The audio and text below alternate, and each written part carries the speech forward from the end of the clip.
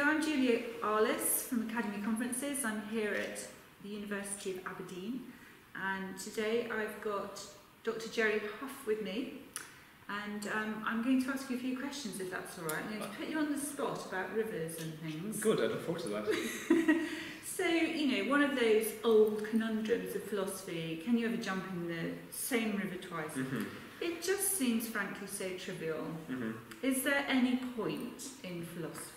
So, okay, that's a good question. So I think, well, you can talk about specific issues, like, you know, what exactly is that puzzle supposed to be about? Is it supposed to be about, you know, what goes on when things change but remain the same? And we can ask that about objects like rivers, but we can ask that about objects like me as a person. Obviously, I'm the same person now as I was 20 years ago, and I'm also thinking about where I'll be in the future.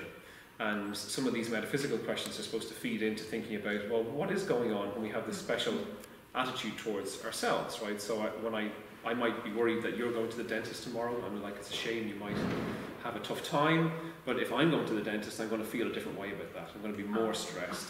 And then there's these questions that philosophers get in about, okay, people think about in these ways all the time, in terms of, you know, how can I be the same person if I'm going to change? And if I do change, should I be held responsible for things that I did in the past? And philosophers, along with lots of other disciplines, try and sort of tease out some of these ideas. And far on down the line, I do think they have, you know, specific real-world implications in terms of, so some recent work done by people like Laurie Paul or Ruth Chang, both American philosophers who think about decision-making under uncertainty. And what we're doing when we're thinking about things like, who will I be in 10 years' time if I take this path rather than this path? And these are obviously important questions, especially for people who are at a stage in their life when they're 16, 17, 18 years old and they're thinking about, who will I make myself? And how do I know how to make these choices, given I don't know what it'll be like until I get there, and then it's too late. Yeah. So from rivers to what am I going to do with my life? Yeah, so an apparently simple, trivial question actually turns out to be a deep issue. A really deep puzzle about the nature of personal identity, freedom and determinism. Yeah, absolutely. All the rest. But I think, because one of the things that maybe people complain about with philosophy is that it's very abstract. Yeah. And people are like, how do you relate this to real life issues? And I think that, you know, maybe that's a job we have to try a bit harder to explain how some of these abstract results might have real world implications. But what philosophers are trying to do is to say, okay, some concepts are well understood in other disciplines, and the sciences have made huge progress over the last whatever amount of years, and psychology in the last 150 years has led us to understand ourselves a lot better. But some concepts are still difficult for the sciences to get their heads around. And philosophers sort of chip away at those concepts until we understand them well enough that almost we can hand them over to the scientists to say, okay, look, we thought there was one thing here, but maybe there's three different issues. And then some scientists who are sort of conceptually interested in that stuff go, oh, that's quite useful, and we'll take those distinctions as tools, and then we can do the empirical work going forward. I think Stephen Hawking famously said that philosophy was dead. So I'm presumably talking to a dead philosopher now. Well, so I don't know enough about quantum mechanics to know why he thinks that.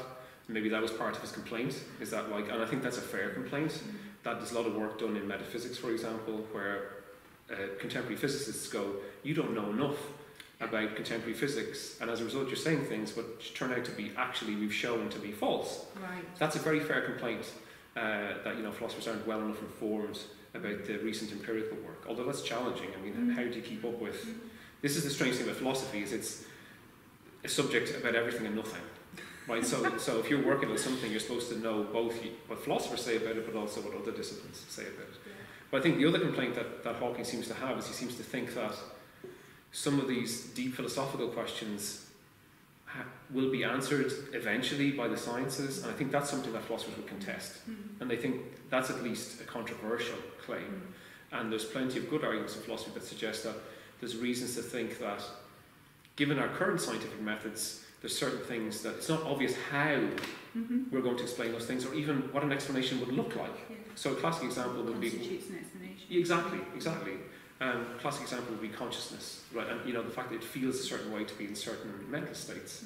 And we could understand all the physiological and psychological processes involved in pain, for example, but not really know why pain feels the way it does. So in one way I see his point, we don't know enough physics. who doesn't, right?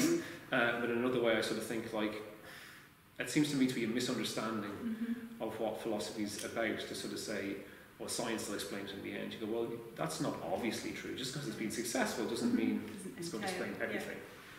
So do you think that philosophy as an academic study benefits a person, especially when they, well, I mean, not just at an individual level, but in the world of work? Do you think there's any benefit to it? So this is a question I get. So I work in admissions as well as in as a philosophy, because you have to pay the bills, right? And the question I get mostly from parents rather than students. I mean, I can't believe my mum and dad just said, just go and do philosophy. Why not? I mean, they didn't even. I was a first generation university attendee, and they just said, just pick what you like and do it. And I think that's good advice, because if you go and do something because you think, oh well, if I get through 4 years of pain, I'll get a good job. You think, well, maybe you won't make it, and if you do make it, but maybe you won't like the job any more than you like the study. It's 4 years of your life. Exactly, and you want to do something that excites you and makes you, motivates you.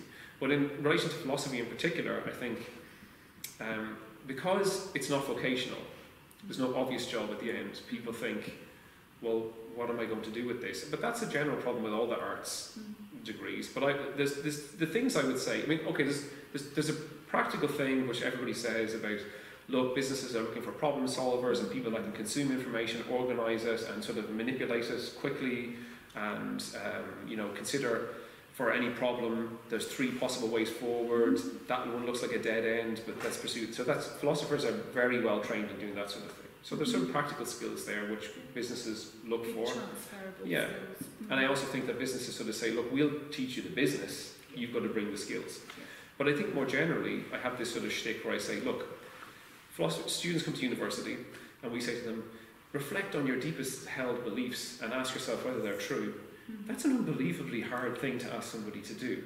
And it's intellectually and emotionally challenging. And people can't really just be expected to do it. Whereas I think philosophy, what we do is we take the attention away from the person onto the arguments. So if you say to somebody, why do you believe that? They can give you an argument in favour of it. And then we say, okay, let's study the argument. How does it work? Can we break it? What are the moving parts? What happens if we change one part for another?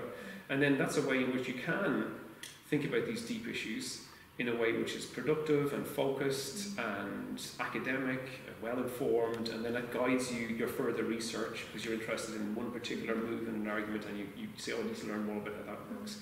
And it just seems to me that that's a really productive way, not just to think about how to be good at something in a job, but also to think about your place in society or who you are or what you really believe and what you value. And of course that's going to shape your attitude not just to work but to how you live your life.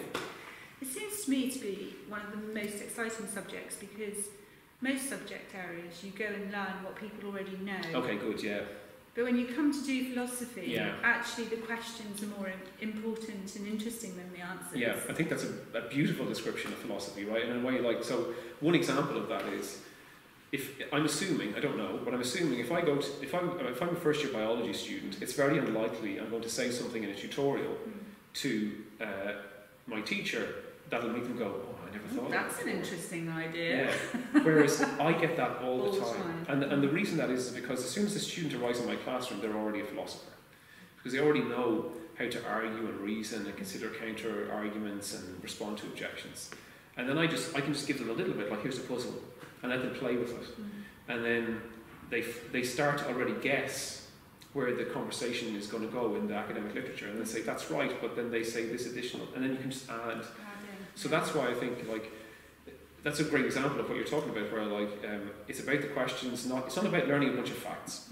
It's about engaging in arguments, and you can do that from the beginning. But as you move through your degree, more and more of the responsibility to inform yourself in terms of background knowledge and what else is going on in the literature and what other things it might be related to moves from me as a curator of the course towards the student as an independent learner. But it's always the case that they can go home and talk to their flatmates and say, oh, I'm thinking about whether or not the universe had a cause. And people are like, wow, I wish my degree did something like that. So I totally agree. I think part of the purpose of life has to be becoming a good dinner party companion. I'm not convinced I am, guys.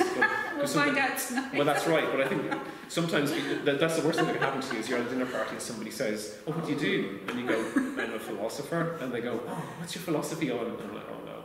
But it is true that, like, I can't believe they pay me to do this. Yeah. I shouldn't say that on camera, right? But I mean, it's such an interesting thing to do, and there's always new things to learn. And then when you come into the classroom with a student, you never feel like you're just going through the motions, because they'll always react. I mean, it's a weird analogy. I went to see King Lear last night in the cinema, Ian McClellan's in it, and he was talking beforehand about why he can pick himself up every night and give this really emotional performance, because the audience is different every night. Yeah. And that means that it's a different play every night. And funnily enough, I mean, teaching is partially performance. When I go into the room and I have all these students who have things to say, it's the same for me. Every class is different. And they'll always say things where I'm like, oh, this is stretching me as well as me trying to stretch them. So it's a real pleasure to teach it. Thank you so much. It's been a pleasure. It's Really been enjoyed lovely it. to meet you. Yeah. Thank you for coming and chatting to us.